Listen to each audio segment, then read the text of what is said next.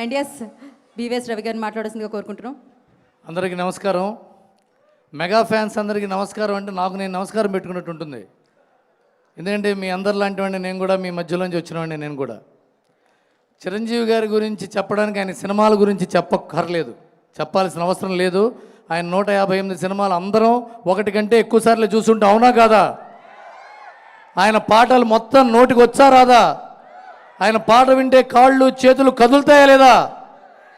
అది ఆయన గురించి మాట్లాడడానికి రవి గారు మాట్లాడినట్టు వెళ్ళిపోయాను. రవి గారు మాట్లాడినట్టు ఆయన క్యారెక్టర్ గురించి మాట్లాడుకోవాలి.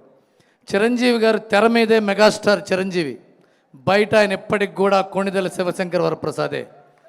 ఆయన సక్సెస్ని ఆయన ఒంటి మీద చొక్కాలాగా వేసుకోకుండా నార్మల్గా మామూలు మనిషిలాగా అందరిలాగా ఉండే వ్యక్తి ఆయన.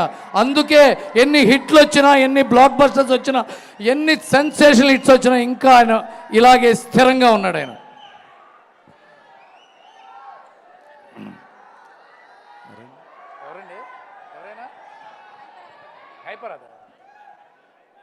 హైపర్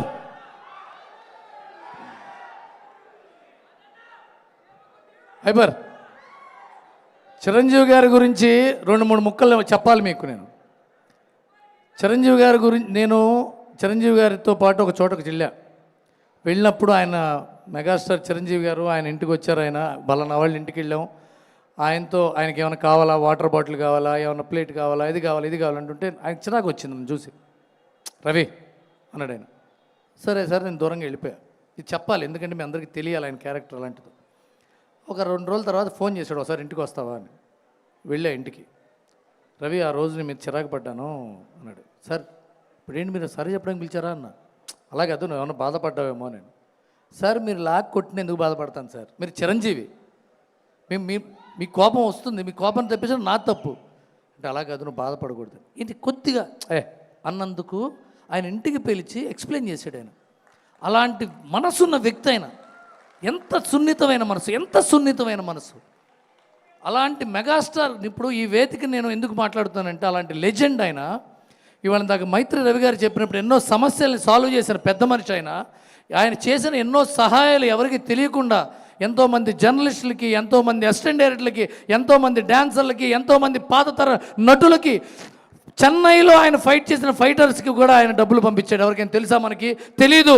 ఆయన చెప్పుకోడు కాబట్టి తెలియదు ఆయనకి. ఆయన బాజా కొట్టుకోడు. ఆయన నేను వాళ్ళకి సహాయం చేశాను, వీళ్ళకి సహాయం చేశాను.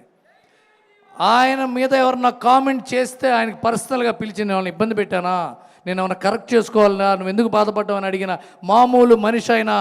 ఆయన శివశంకర్ వరప్రసాద్గా ఉండడానికి ఇంకొక 30 ఏళ్ళు సెంచరీ కొడితే మనం ఇక్కడే ఆయన సెంచరీ బర్త్డే చేసుకోబోతున్నాం. ఎందుకంటే ఆయన క్యారెక్టర్ అలాంటిది. చిరంజీవి గారి గురించి సినిమాల గురించి చెప్పుకుంటాం. ఆయన క్యారెక్టర్ గురించే చెప్పుకుందాం ఆయన బర్త్డేలకి. ఎందుకంటే ఆయన సినిమాల గురించి ఎప్పుడు చెప్పుకుంటూనే ఉంటాం.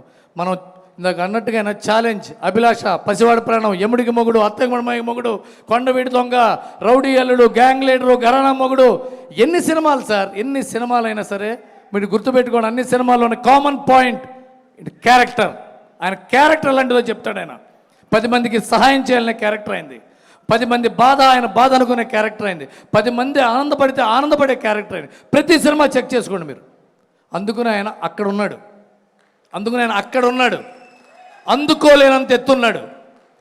ట్విట్టర్లలో, ఫేస్బుక్లో, సోషల్ మీడియాలో కామెడీ చేసి, జోకులేసి, పిచ్చి వెధవల్లాగా నోటికి వచ్చినట్టు మాట్లాడే వాళ్ళకి అందరంత ఎత్తులో ధ్రువ తారలా ఉన్నాడు చిరంజీవి గారు. మీరేం ఫీల్ అవ్వకండి బ్రదర్స్. వాగుతూనే ఉంటాయి, ఏనుగు వెళ్తుంటే కుక్కలు మొరుగుతూనే ఉంటాయి. మొరగనివ్వండి, కుక్కలకు కూడా వీధికి కాపలా కాసే పని ఉందని గుర్తుపెట్టుకుందాం. గుడ్ నైట్, హ్యాపీ బర్త్డే అన్నయ్య. Thank you so much. So ఆయన అభిమానం ఏ రేంజ్లో వినిపించింది, ఏ రేంజ్లో సౌండ్ చేసిందో చూసాం కదా. సో నా పిలిచేద్దాం ఎవరి కోసమైతే మీరు స్టేజ్ మీద ఆయన మాటలు వినాలని ఎదురు చూస్తున్నారో.